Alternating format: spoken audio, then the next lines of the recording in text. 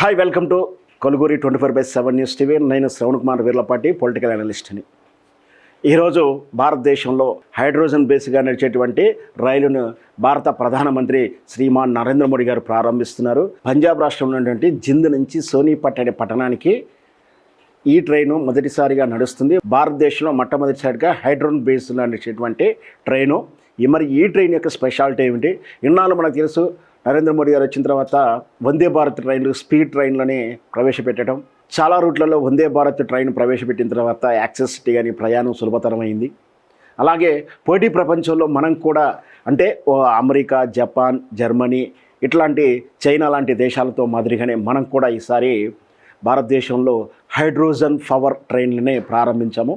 Hydrogen train అంటే ఏంది, అసలు ఎలా నడుస్తుంది, దాని ప్రత్యేకతలు ఏంటో చిన్నగా తెలుసుకునే ప్రయత్నం చేద్దాం. హైడ్రోజన్ ట్రైన్ అంటే ఏం లేదంటే హైడ్రోజన్ పవర్ మీద నడిచేటువంటి ట్రైను అనే అర్థము. అంటే ఇన్నాళ్ళు మనందరూ తెలిసిందే, భారతదేశంలో మొదటిసారిగా రైలు ప్రవేశపెట్టిన తర్వాత బొగ్గు ఆధారిత పవర్ జనరేట్ చేసుకొని దాని ద్వారా ట్రైన్లు నడిచాయి. ఆ రోజుల్లో కూడా మొదట్లో మనం చూసాం, ఆ ట్రైన్ వెనకాలనే భోగీలు ఉండేవి. దాంట్లో చేస్తూ ఉంటే మనం కనుక పొయ్యిలో వేస్తుంటే మంటలు వస్తే ఎట్లా మంట వచ్చి వంట వండుకుంటామో ఆ పద్ధతిలో ఉండేది. సో అది క్రమేపీ టెక్నాలజీ మారుతూ ఉంది. దాంట్లో కూడా చాలా మార్పులు వచ్చాయి. ఆ తర్వాత వచ్చిన టెక్నాలజీలో పవర్ అంటే కరెంటు ద్వారా పనిచేసేటువంటిది.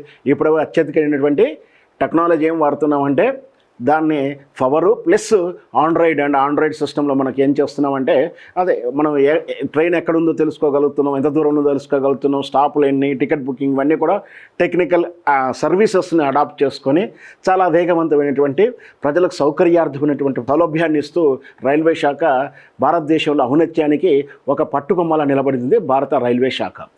అలాగే ఇప్పుడు ప్రపంచ పోటీ తగ్గటువంటి విధానంలో హైడ్రోజన్ పవర్తో నడిచేటువంటి ట్రైన్ సిస్టాన్ని ప్రారంభించింది భారత ప్రభుత్వం, నరేంద్ర మోడీ గారు. అంటే ఏమిటి అంటే హైడ్రోజన్ ద్వారా పవర్ ఉత్పత్తి చేస్తుంది. అంటే ఫస్ట్ బొగ్గు ద్వారా ఉత్పత్తి చేసింది, పవర్ని జనరేట్ చేసుకుంది. తర్వాత వాటర్ పవర్ ద్వారా కరెంటు ద్వారా వచ్చేటువంటి ఆ ట్రైన్ పవర్ జనరేట్ అవుతూ వస్తుంది. అంటే సింపుల్గా మన బైక్ నడవాలంటే పెట్రోల్ ఫ్యూయల్ పోసుకుంటాం, దాని నుంచి పవర్ జనరేట్ అవుతుంది. ఆ పవర్ జనరేట్ నుంచి మన వెహికల్ ముందుకు వెళ్తుంది, పెట్రోల్, డీజిల్ ఏ వెహికల్ అయినా. అలాగే ట్రైన్కి కూడా ఏంటంటే పవర్ ఏదైతే కావాలంటే డైరెక్ట్ ఎలక్ట్రికల్ పవర్ తీసుకుంటుంది, లేదా కోల్ ద్వారా వచ్చే పవర్ని తీసుకొని ముందుకు వెళ్తూ ఉంది. ఆవిరి యంత్రాలు అన్నా ఉంది, అందుకని ఇది ఆవిరి ఉదాహరణ చేసే యంత్రాలుగా తయారు చేస్తున్నాం. ఇప్పుడు హైడ్రోజన్ ద్వారా పవర్ జనరేట్ చేసుకొని హైడ్రోజన్ ఉపయోగిస్తుంది. హైడ్రోజన్ గ్యాస్ ద్వారా ఆ ట్రైన్ నడుస్తూ ఉంటుంది. అంటే కరెంట్ అక్కర్లేదు, బొగ్గు అక్కర్లేదు.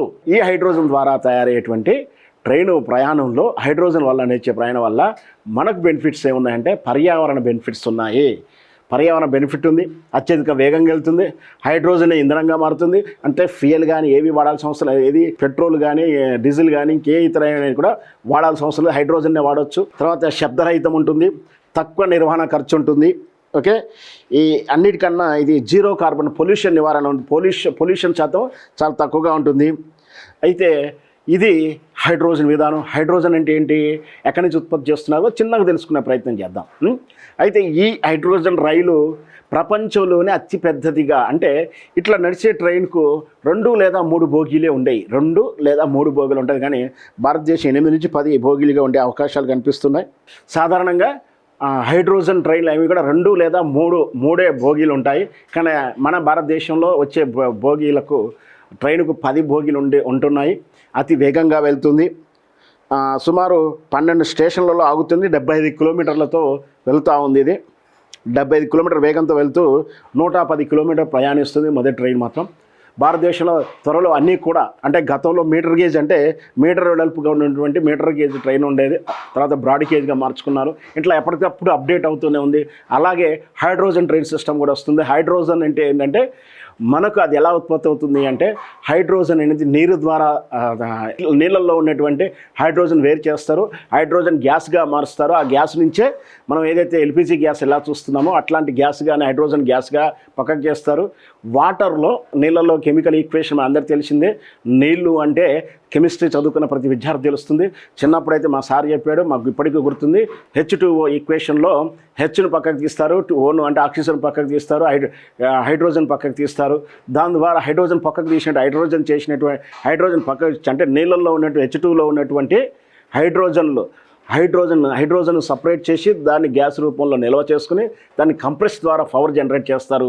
నీళ్ళని మన యథావిధిగా మిగిలిన నీళ్ళని వృధాగా వదిలేస్తారు. తర్వాత దాని ద్వారా వచ్చేటువంటి గాలి ద్వారా వచ్చే ఆక్సిజన్ ఎయిర్లోకి ఈజీగా వదిలేస్తారు. సో తద్వారా ఎలాంటి కాలుష్యం లేదు. ఇది విషయం. మనం ఒక్కసారి అది చిన్నప్పుడు చదువుకునే ఈక్వేషన్ ఒకసారి చూసే ప్రయత్నం చేద్దాం. ఇదే వాటర్ H2O, 2 Hలో ఒక ఆక్సిజన్ కలిసినప్పుడు వాటర్ లిక్విడ్గా మారుతూ ఉంది, లిక్విడేషన్లోకి మారుతుంది. అది ఫ్లోయింగ్ అండ్ ఫ్లెక్సిబిలిటీ ఉన్నట్టు గుణాల్లోకి మారేటువంటి విధానమే H అనే పదార్థము. H2 హైడ్రోజన్ పదార్థాలు ఒక ఆక్సిజన్ కలిస్తేనే ఇట్లా వాటర్ ఈక్వేషన్ అది నీళ్ళ రూపంలో మారుతుంది. అట్లాంటిది ఆ హైడ్రోజన్ని కంప్రెస్ చేసి పవర్గా జనరేట్ చేసుకొని మనం రైలు ప్రయాణానికి ఉపయోగించుకుంటారు. ఇది 0 కార్బను, ప్రపంచంలో అతిపెద్దది. రూట్ మీద స్టాంపులు వేగంగా బయలుదేరుతుంది. అలాగే జర్మనీలో ఉంది, చైనాలో ఉంది, జపాన్లో ఉంది, అమెరికాలో ఉంది, ఫ్రాన్స్లో ఉంది, ఇప్పుడు భారతదేశంలో ప్రారంభమైంది. ఇదే విషయాలు. ఇది హైడ్రోజన్ ఈక్వేషన్ ఎలా పనిచేస్తుంది అని చెప్తా ఉంది. సో ఇట్లా ప్రయాణం ప్రారంభమైన హైడ్రోజన్ ట్రైన్లో భారతదేశం మొత్తం వస్తే పొల్యూషన్ తగ్గుతుంది, పవర్ కన్జంప్షన్ తగ్గితే ఆ పవర్ మనకి ఇంకో రకం ఇండస్ట్రీలు వాడుకునే అవకాశాలు ఉంటుంది. చూద్దాం ఎలాంటి మార్పులు వస్తాయో, టెక్నాలజీ ప్రకారం ఎలా వెళ్తుందో, ఈ హైడ్రోజన్ ట్రైన్లు ఎలా సక్సెస్ అవుతాయో, ప్రజాదరణ ఎలా ఉంటుంది, ప్రాక్టికల్గా ఎలాంటి బెనిఫిట్స్ వస్తాయా, ఏమన్నా ప్రతిబంధకాలు వస్తే దాన్ని ఎలా సవరించుకుంటారు అనేది వేచి చూద్దాం.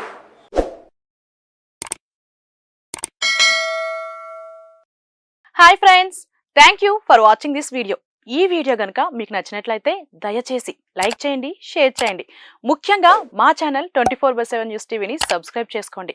ఆ తర్వాత మీ విలువైన అభిప్రాయాల్ని, మార్పులు, చేర్పులు, కావాల్సిన వీడియో ఏమన్నా ఉంటే మన వీడియో కింద కామెంట్ సెక్షన్లో కామెంట్ రూపంలో తెలియజేయండి. నమస్కారం, సాయిదంచిక మాట్లాడుతున్నాను. ప్లీజ్ సబ్స్క్రైబ్, షేర్, లైక్ చేయండి 24/7 టీవీ ఛానల్. హాయ్ నమస్తే, నేను మీ Sonia Akula. Please subscribe to 24/7 news TV. Hi అండి, అందరికీ నమస్తే. నేను Mankota Prasad. Please do subscribe 24/7 news TV. Political, entertainment and infotainment updates కోసం like, share, subscribe 24/7 news TV. Hi friends, thank you for watching this video. ఈ video కనుక మీకు నచ్చినట్లయితే దయచేసి లైక్ చేయండి, షేర్ చేయండి. ముఖ్యంగా మా ఛానల్ 24/7 న్యూస్ టీవీని సబ్స్క్రైబ్ చేసుకోండి. ఆ తర్వాత మీ విలువైన అభిప్రాయాల్ని, మార్పులు, చేర్పులు, కావాల్సిన వీడియో ఏమన్నా ఉంటే మన వీడియో కింద కామెంట్ సెక్షన్లో కామెంట్ రూపంలో తెలియజేయండి. నమస్కారం, సాయిదంచిక మాట్లాడుతున్నాను. ప్లీజ్ సబ్స్క్రైబ్, షేర్, లైక్ చేయండి 24/7 టీవీ ఛానల్. హాయ్ నమస్తే, నేను మీ Sonia Akula. Please subscribe to 24/7 news TV. Hi అండి, అందరికీ నమస్తే. నేను Mankota Prasad. Please do subscribe 24/7 news TV. Political, entertainment and infotainment updates కోసం like, share, subscribe 24/7 news TV.